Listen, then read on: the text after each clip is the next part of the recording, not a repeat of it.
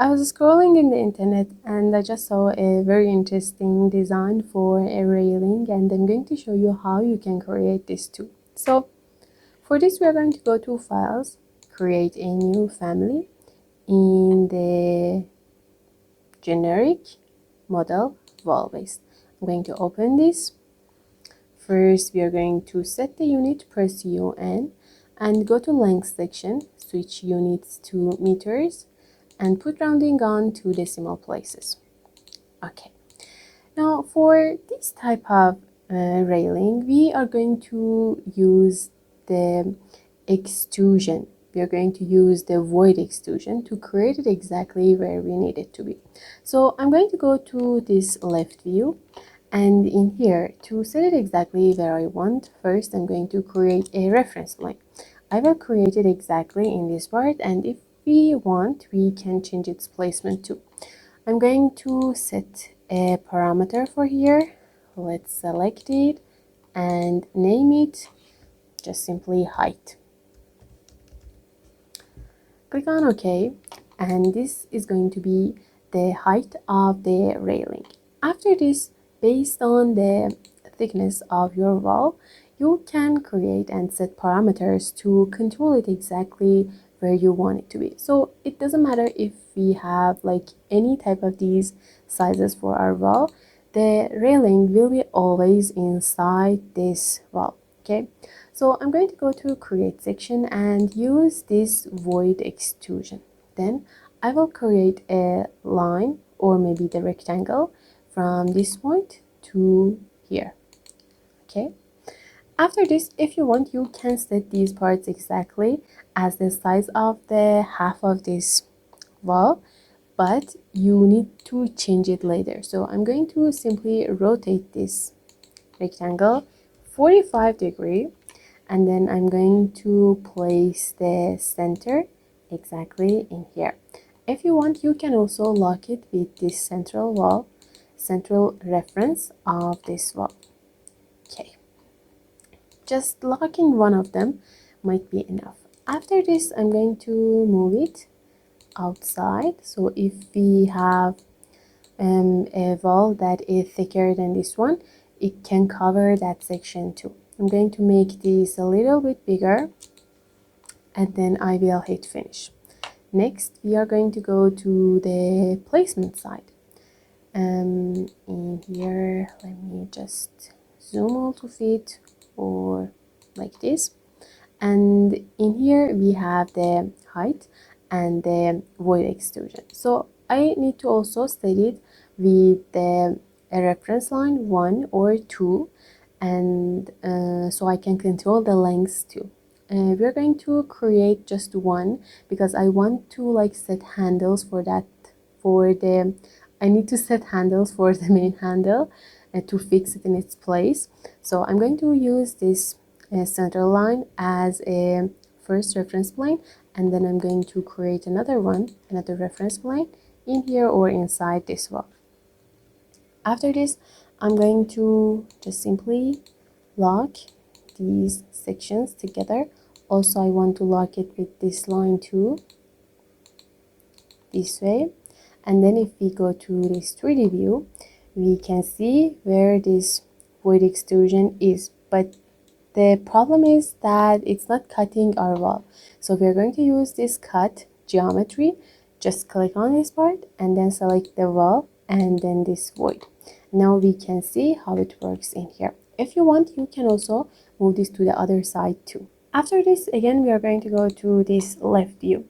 In here, I want to create the railing to the handle. So I'm going to use this option, the sweep, and it is going to be a form, not a void. So in here, since we already have this cut inside this section, I'm going to create my sweep. You need to go to placement side, and we are going to create the path exactly between these two lines. So I'm going to select this. In here, I will sketch my path with this pick line. Select this reference line that we created for the height and lock it with these two references. Okay, then I'm going to hit finish. and for the profile we can go to this left view. So in here I'm going to create a circle exactly in this section, and I'm going to, let's select it, check this center mark visible, and then we can simply align it with not the wall, maybe the reference, but I think in here it should be okay too. If you want, you can again use the reference. Okay, now if you want to also control the radius, you can create a parameter for this part too. So let's call this radius, and then I'm going to make these a little smaller. Let's hit finish and go to 3D view, finish again, and this is how it looks. Don't worry about these sections, all of these will be fixed once we load it into the project. These sections will be fixed perfectly. Okay, after this I want to also create some things that keep these handles on the wall fixed, so a connection between the wall and the handle.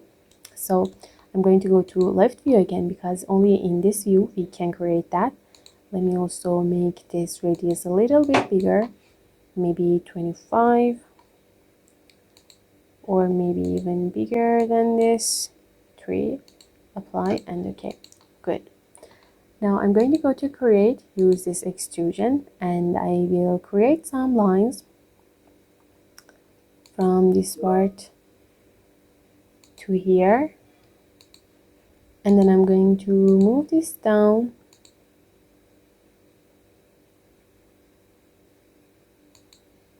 like this.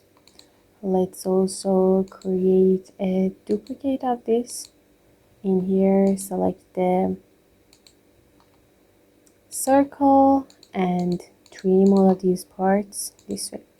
I will also create a line between these two parts. Now hit finish, and if you want you can control the thickness with this section too. I'm going to put this on, maybe I think 2 is enough. Let's check it again in the 3D view.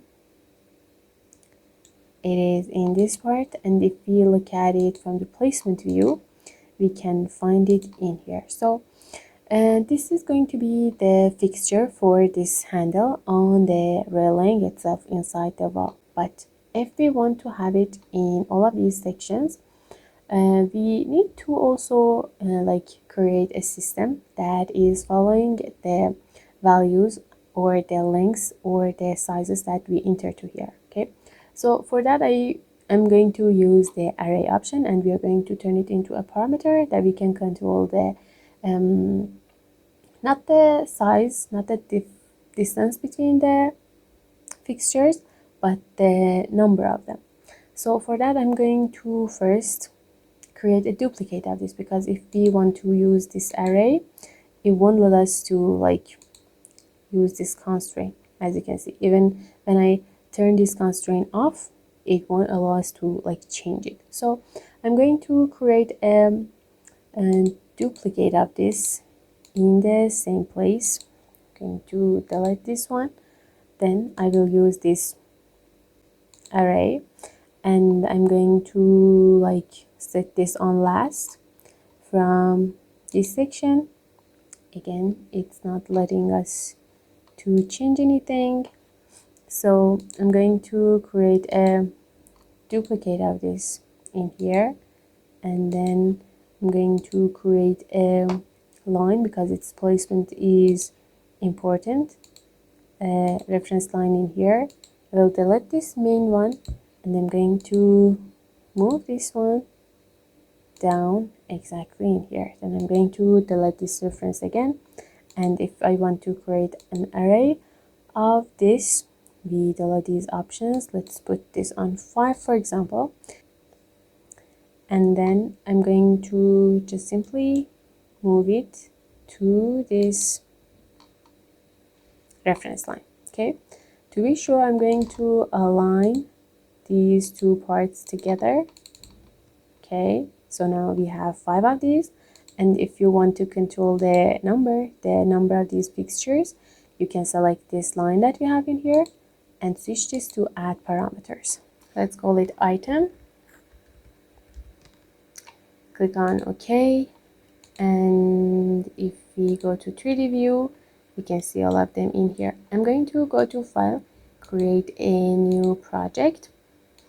This is going to be a metric default project, default metric. Open it. Okay, now I'm going to create a wall. Let's go with a higher thickness. And now if we go to this 3D view, we can simply just load this into the project number 2, of course. And in here, I'm going to just place it in this part. As you can see, it just automatically deletes the wall itself, and it is placing the handle. If we go to the edit type, in here we cannot control the height because we didn't create any parameter for that, so I'm going to create it right now. Not sure why we forgot that. Select it and turn it into a parameter. Okay, now load it again into the project number 2, overwrite the existing. Let's go to this 3D view, select it, and again we can now change this length. I'm going to change my unit in here too. Put this on meters and 2 decimal places. Okay, select it again, go to edit type and change this to maybe 5. Click on apply. As you can see, it is working perfectly. If you want to change the number too, you can put this on 10 and click on OK. The number between them is much more. If you want to create this railing for the overall length of this wall, you can check the length in here. It is on 14 meters. Go to edit type and put this on 15, for example. And then if you want to change the radius or height, you can change it from this part too. I think 10 is enough, so I'm going to click on OK. And now we can have it in here. If you want to change its placement, just simply align it with this line in here, and you can move it to this part too. I changed it a lot, so I'm going to put this on 14 to test it exactly. And I think now we can see it perfectly. Okay, so as you can see, this is a fully parametric railing, and we can control every and each part of it. This is a really important trick that you can use in different situations for different parts, in different tools, and you can enjoy creating different types of families. So I really hope you enjoyed watching this tutorial, and I will see you next time.